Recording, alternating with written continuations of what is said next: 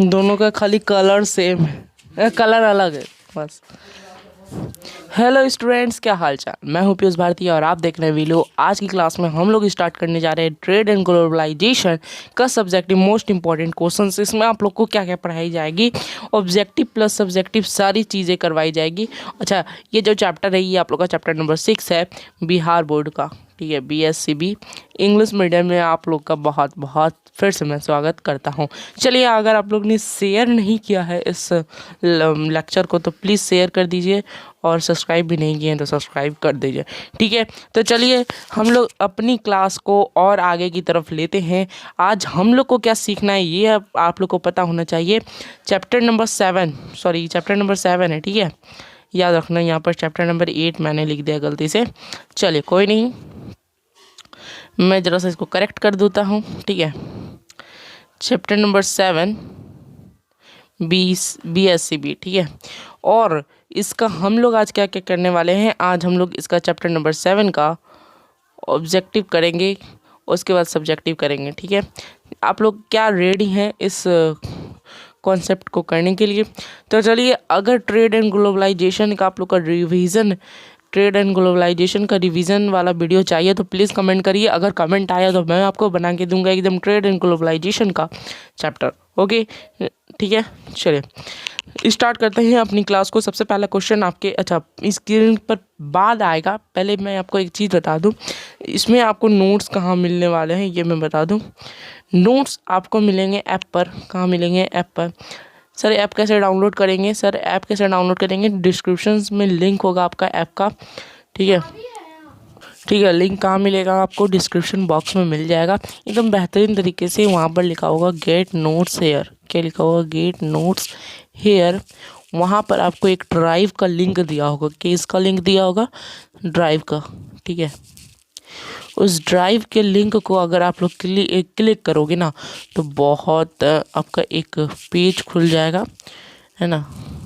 उसके बाद उसमें लिखा होगा डाउनलोड ऐप का, तो उसको आप लोग डाउनलोड कर सकते हैं, ठीक है। डाउनलोड आप लोग कर सकते हैं, ठीक है। चले यस, चलते हैं अपनी पहली क्वेश्चन पर। आपकी पहली क्वेश्चन आपकी स्क्रीन पर आता है कुछ इस तरह से। आ जाइए। यस, इन विच ईयर, क्या बोल रहा है एक बार जरा सा हम लोग कॉन्सेप्ट को समझेंगे। कौन से ईयर ग्लोबल इकोनॉमिक रिसेशन यानी कि क्राइसिस हुआ था? तो ये आप लोग को बताना है, ठीक है। एकदम बहुत इजी क्वेश्चन है, आप इसको जल्दी से कमेंट करिए, मैं आपको फिर बताता हूँ, ठीक है। तो आप लोग का आंसर पता चल गया होगा, तो इसका आंसर है 1929, ओके। 1929 में ग्लोबल क्राइसिस हुआ था, ग्लोबल इकोनॉमिक क्राइसिस। आगे चलते हैं। Ancient trading site between Asia and Europe. Asia और यूरोप के बीच ट्रेडिंग कौन सा रूट, साइट बोले तो रूट, साइट बोले तो रूट, कौन सा रूट था? तो कॉटन रूट था, सिल्क रूट था, नॉर्दर्न रूट था, सदर्न रूट था। कौन सा आंसर होगा? तो इसका आंसर सिल्क रूट होगा, ठीक है। चलिए आगे चलते हैं। After the second world war which organisation emerged in Europe to end the economic side effects. Economic side effects, ठीक है।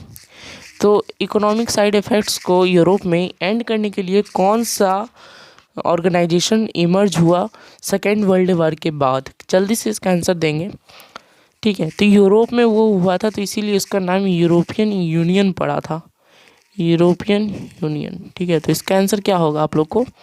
यूरोपियन यूनियन होगा, ठीक है।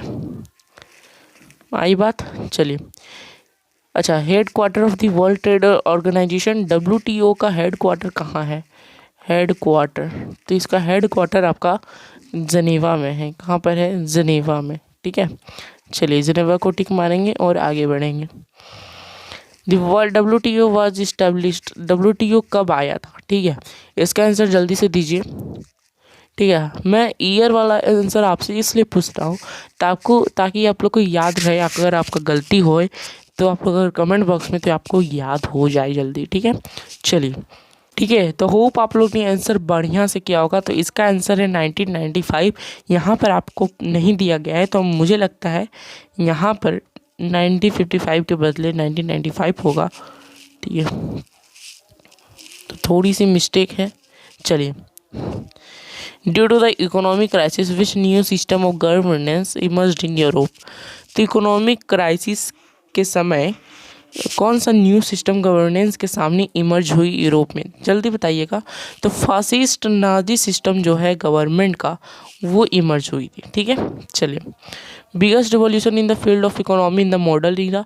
तो बिगेस्ट रिवॉल्यूशन क्या थी, तो इसका आंसर है इंडस्ट्रियल रिवॉल्यूशन, बिगेस्ट रिवॉल्यूशन थी, ठीक है। Globalisation started in which decade. तो ग्लोबलाइजेशन कब स्टार्ट हुई थी, तो 1990s में ग्लोबलाइजेशन स्टार्ट हो गई थी। Bretton Woods conference take place. Bretton Woods conference जो है वो कब हुआ, ये आप लोग को बताना है, जल्दी से बताइए, मैं आपको थोड़े से टाइम देता हूँ। तो आई होप आपने आंसर बढ़िया से किया होगा। तो इसका आंसर है 1944। 1944 में ब्रेटन वुड्स कॉन्फ्रेंस इस्टेब्लिश्ड हुई थी। ओके, चलिए। अच्छा, गिरमिटिया किसे कहते हैं? देखिए, गिरमिटिया एक होती है बंधुआ लेबर, जिसको बोलते हैं बंधुआ मजदूर, बंधुआ मजदूर, ठीक है। तो उसको बोलते हैं इंडेंट्योर्ड लेबर, ठीक है। चले, indentured labours were sent from which region of Bihar. तो कहाँ पर भेजा जा रहा था बिहार के? तो नॉर्दर्न में, वेस्टर्न में, ईस्टर्न में, जल्दी से बताइए इसका आंसर, ठीक है। तो इसका आंसर है साउदर्न रीजन, ठीक है। साउदर्न, दक्षिण भारत, दक्षिण बिहार में भेजा रहा था। इंडिया किसका मेंबर नहीं है? तो इंडिया सार्क का मेंबर है सर। ओपेक का मेंबर बताइएगा, WTO का मेंबर। तो ओपेक का मेंबर नहीं है, इसलिए ओपेक आवर आंसर हो जाएगा, ठीक है। बात होगी क्लियर। अच्छा, यहाँ पर आती है हमारी 12 ऑब्जेक्टिव थे। ऑब्जेक्टिव क्वेश्चंस कितनी थी? 12, ठीक है। चलिए, इसमें से कितने सही हुए आप मुझे कमेंट करके बताएंगे, बहुत इजी तरीके से, ठीक है। चलिए, मैं आपको 12 इसलिए करवाया इस चैप्टर से क्योंकि आप लोग को इम्पोर्टेंट क्वेश्चंस का पता लग जाए और आप लोग इसका देख लें। नोट्स कहाँ मिलेंगे, टीचर स्लाइड्स कहाँ मिलेंगे, मैंने बता दिया, आपको ऐप पर मिलेंगे, ठीक है। चलिए, what is world market? World market क्या है? तो वर्ल्ड मार्केट जहाँ पर गुड्स जो है सारी कंट्रीज़ में, अलग अलग कंट्रीज़ में जाती है समान आदमी लोग के लिए, वही हमारा वर्ल्ड मार्केट कहलाता है, ठीक है। हम लोग लिख सकते हैं market where goods are from different countries are available to the common people is called world market. अच्छा, इकोनॉमिक क्राइसिस क्या थी हमारी? इकोनॉमिक एक टाइम पर क्राइसिस हुई थी, इकोनॉमिक क्राइसिस, उसको क्या कहते हैं? ऐसा सिचुएशन जब डेवलपमेंट, एग्रीकल्चर, इंडस्ट्री और ट्रेड का स्टॉप हो जाए, ऐसा सिचुएशन होना चाहिए, ऐसा सिचुएशन जहाँ पर सारा चीज़ें ठप पड़ जाए, उसे हम लोग क्राइसिस कहते हैं, ठीक है। Lakhs of people become unemployed, वहाँ पर भी क्या सारे बेरोजगार बैठने होने चाहिए। उसके बाद banks and companies go bankrupt and there is no value left in the market for both goods and money. तो होना चाहिए ऐसा कुछ कि बैंक्स जो है और कंपनियां बैंकरप्ट हो जाए, यानी कि बर्बाद हो जाए, और वहाँ पर मार्केट में गुड्स के लिए और मनी के लिए कोई भी मोल ना हो, वैल्यू ना हो, ठीक है। Then it is called the economic crisis और इकोनॉमिक रिसेशन, ठीक है। बात होगी क्लियर आप लोग को? एकदम अच्छे तरीके से आप लोग अगर सुनेंगे मेरे प्यारे प्यारे साथियों, तो आप लोग को प्यारे प्यारे तरीके से समझ में आएंगे, ठीक है। चलिए, स्टार्ट करते हैं नेक्स्ट क्वेश्चन। ग्लोबलाइजेशन आखिर है क्या? तो कुछ टर्म्स हैं, इसलिए आपको मैं इंपॉर्टेंट टर्म्स को हाईलाइट करवा देता हूँ, ठीक है। तो ज्वाइनिंग टुगेदर, ठीक है, joining together of the nations of the world economy culturally, politically. तो अगर आप लोग इस टर्म्स को याद कर लोगे तो बहुत अच्छा रहेगा, ठीक है। तो क्या बोल सकता है? Joining together the nations of the world economy culturally politically is called the globalisation. Okay, joining of all the nations into the world economy culturally politically is called globalisation. Okay, चलिए, मेन ऑब्जेक्टिव क्या है Bretton Woods conference? Bretton Woods conference आखिर आई थी क्यों और उसका क्या ऑब्जेक्टिव था, sorry. Bretton Woods conference was held in July 1944 in New Hampshire, USA, whose main objective was economy stability and full employment in the industrialized world। देखिए आपको आंसर कैसा लिखना है, पहले तो आपको वो लिखना है कि हुई कब थी, आप ईयर भी लिखोगी तो चलेगा, ठीक है। उसके बाद कहाँ हुई थी ये लिखना है आप लोग को, न्यू हैम्पशायर में हुई थी, यूएसए में, ठीक है। अब लिखना है आपको ऑब्जेक्टिव कि वो इकोनॉमी स्टेबिलिटी करने चाह रही थी और एम्प्लॉयमेंट देने चाह रही थी इंडस्ट्रियलाइज वर्ल्ड को, ठीक है। चलिए, one do you understand by silk route. Silk route क्या है? सिल्क रूट क्या एक सिल्क वाला कपड़ा का रूट है? नहीं जी, ये सिल्क रोड है जो मेजर ट्रेड रूट के द्वारा connecting Asia to Europe, Asia से यूरोप जाने की एक रास्ता है, एक रूट है जिसे हम लोग सिल्क रोड नाम दिए हैं, ठीक है। Asia, Europe and Africa were connected by those route. इसमें 3 देश सम्मिलित है, एशिया, यूरोप, अफ्रीका, ठीक है। तो आप लोग याद रख सकते हैं ट्रिक से AEA, ठीक है। उसके बाद this route is use to trade the silk of China. ये क्या करती थी? सिल्क ले जाती थी चाइना से, that's why it is called silk route. Okay, चले। What do understand by Great Depression. Great Depression आखिर है क्या? ग्रेट डिप्रेशन से आप क्या समझते हैं? बहुत सारे इस तरह के क्वेश्चंस आते हैं, तो बहुत एक बार ध्यान से सुनिएगा। 1929 में एक डिप्रेशन हुआ था जिसका इफेक्ट पूरी दुनिया में पड़ा था और इसका इम्पैक्ट एग्रीकल्चर सेक्टर में बहुत ज़्यादा पड़ा था। उसके बाद एक रिसेशन हुआ, इसको क्राइसिस भी आप लोग बोल सकते हैं, जो डिक्लाइन कर देता है एम्प्लॉयमेंट में, इनकम में, बिजनेस में, बहुत सारे जो सेक्टर रहते हैं उसमें ठप पड़ जाते हैं। During this period there were more reproduction in agriculture but there was a huge decline in its value। तो आप लोग इससे क्या समझते हैं? तो बहुत सारा पीरियड में, इस पीरियड में, सॉरी बहुत सारे पीरियड में, इस पीरियड में मोर प्रोडक्शन होती थी एग्रीकल्चर में, खेती में, और जिसमें ह्यूज डिक्लाइन होती थी, ठीक है। चलिए, अच्छा, मल्टीनेशनल कंपनी क्या है? मल्टीनेशनल कंपनी, तो मल्टीनेशनल कंपनी क्या है इसको सुनिएगा एक बार। कंपनीज जो बिजनेस करती है, ट्रेड करती है, उसे हम लोग मल्टीनेशनल कंपनीज करते हैं। सिमुलटेनियसली, इसका मतलब क्या होता है? सिमुलटेनियलिज्म, इसका मतलब होता है लगातार। क्या होता है? लगातार, ठीक है। और कहाँ करती है? इन मैनी कंट्रीज, बहुत सारी कंट्रीज में, ठीक है। आगे चलते हैं। तो एक बार मल्टीनेशनल एमएनसी, इसको एमएनसीज भी बोलते हैं, क्या बोलते हैं? एमएनसीज, मल्टीनेशनल कंपनीज, ओके, ठीक है। तो एक बार फिर से हम आपको बता देते हैं इसका डेफिनेशन। जो कंपनी ट्रेड करती है, बिजनेस करती है सिमुलटेनियसली या फिर continuously in many countries are called MNCs, okay. आगे चलते हैं, नेक्स्ट क्वेश्चन है हमारा न्यू डील। अच्छा, न्यू डील क्या है ये आप लोग को ध्यान में रहना चाहिए कि आखिर न्यू डील है क्या। In order to eliminate the effects of post-economic depression, US President Franklin D. Roosevelt adopted a new economic policy known as the New Deal। जब पोस्ट इकोनॉमिक डिप्रेशन को हटाने की कोशिश की गई यूएस प्रेसिडेंट के द्वारा, तो उसने न्यू इकोनॉमिक पॉलिसी लॉन्च की 1932 में, उसे हम लोग न्यू डील कहते हैं। आप लोग खाली ईयर नहीं भी लिखोगी तो चलेगा, ओके।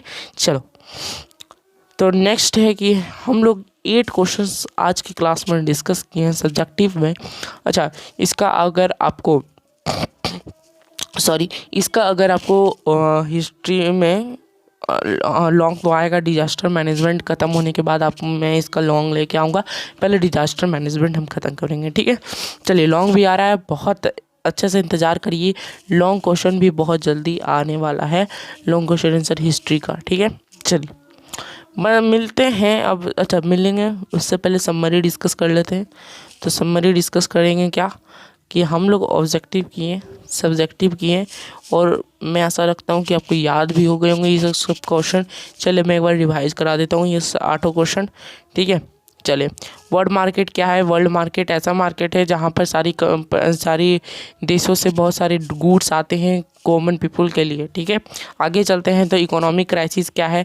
वैसा क्राइसिस जहाँ पर हमारा सारी चीज़ें ठप पड़ जाएँ, इंडस्ट्री रुक जाए, सारा कुछ स्टॉप हो जाए, उसे हम लोग इकोनॉमिक क्राइसिस कहते हैं। उसके बाद ग्लोबलाइजेशन क्या है? तो globalisation joining together to the nation of the world, agricultural, economical, politically is called the globalisation. Bretton Woods का क्या ऑब्जेक्टिव था? तो उसका जो और ठीक था। Full employment in industrialisation world. उसका सिल्क रूट क्या है, तो सिल्क रूट ऐसा रूट है जहाँ पर हमने AEA को सम्मिलित किया है और चाइना से सिल्क जाता है, ठीक है। ग्रेट डिप्रेशन क्या है, ये 1929 में आया था और इसका एग्रीकल्चरल सेक्टर में बहुत बड़ा वर्स्ट हुआ था। उसके बाद सारे चीज़ें ठप पड़ गई थी इसमें भी। उसके बाद huge decline in its value. Okay, चलिए। MNCs क्या है, लगातार जो कंपनी चलाती है हर दूसरी कंट्रीज़ में, उसमें बोला जाता है। उसके न्यू डील क्या है, हमारे US president Franklin D Roosevelt ने न्यू डील को लॉन्च किया था। न्यू इकोनॉमिक पॉलिसी, उसे हम लोग न्यू डील का नाम दे दिए हैं, ठीक है। तो ये आप लोग बात याद रखेंगे, ठीक है। चलिए, तो 8 को रिवाइज कर लिए हम लोग। अब पढ़ते हैं कि नेक्स्ट क्लास में हम लोग क्या पढ़ने वाले हैं। नेक्स्ट मैं आप लोग को बता देता हूँ, चैप्टर नंबर 8 का सब्जेक्टिव प्लस ऑब्जेक्टिव करूँगा, ठीक है। चैप्टर 8 का नाम क्या है, प्रिंट कल्चर एंड नेशनलिज्म।